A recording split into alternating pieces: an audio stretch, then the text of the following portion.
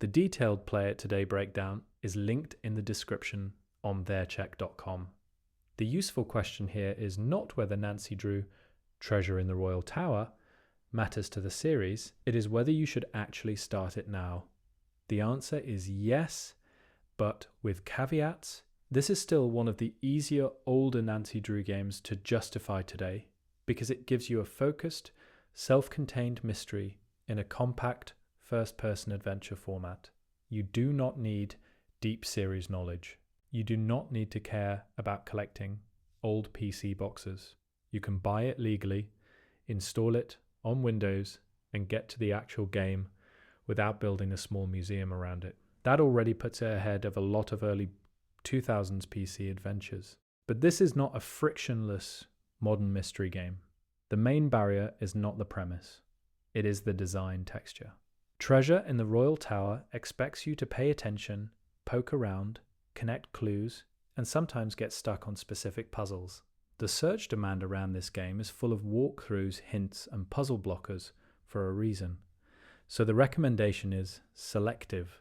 If you like old school, point-and-click mystery games, and you are comfortable using a hint when the game gets stubborn, this still makes sense. If you want a smooth, contemporary narrative game that keeps friction out of your way, this is probably not the Nancy Drew entry to reach for first.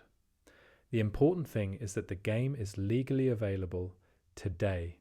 The best current option for most people is the Steam Windows release.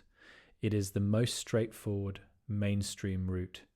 Buy it, keep it in a normal PC library, and avoid chasing the retired physical release. The publisher, Here Interactive, also sells a Windows digital download. That version matters because it includes an official strategy guide with purchase. For this specific game, that is not just a throwaway extra.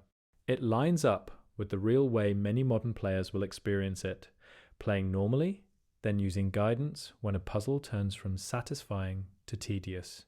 The physical PC release is not the practical recommendation. Here lists the physical version as sold out and officially retired, and for most players, there is no good reason to add disk install friction when current digital options exist. So here is the clean version choice.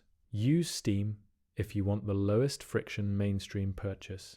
Use the Air Direct download if the included official guide is valuable to you. Do not overthink the purist route unless you already own the old disc and specifically want that experience. There is also a technical caveat. This is still an old Windows game being sold today, not a modern remaster. The official requirements and support context are rooted in older Windows era assumptions.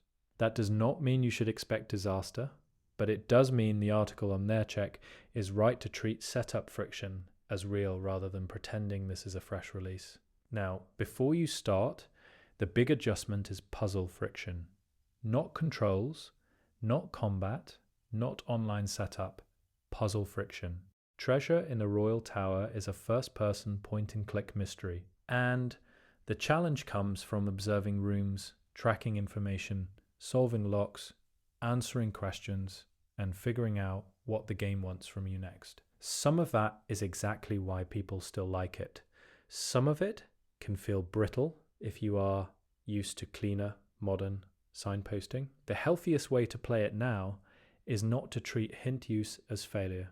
Give yourself time to explore, take notes if that helps, and when a specific puzzle blocks the whole game, use a light hint before you burn out. This is not a walkthrough recommendation. It is a friction management recommendation. The game does not need a full route plan before you begin. It needs the right expectation. You are playing an older mystery adventure that rewards patience and can punish assumptions. So, is Nancy Drew, Treasure in the Royal Tower, still worth starting today? For the right player, yes. It is legally accessible, still distinctive, and compact enough to justify the old game rough edges. But it is not a universal recommendation. Buy the Steam version if you want the simplest path, consider the Here version if the guide matters, and skip the retired physical release unless you already have a reason to care. This is a good play today candidate for puzzle mystery players. For everyone else, it is a reminder that classic and easy to recommend are not the same thing.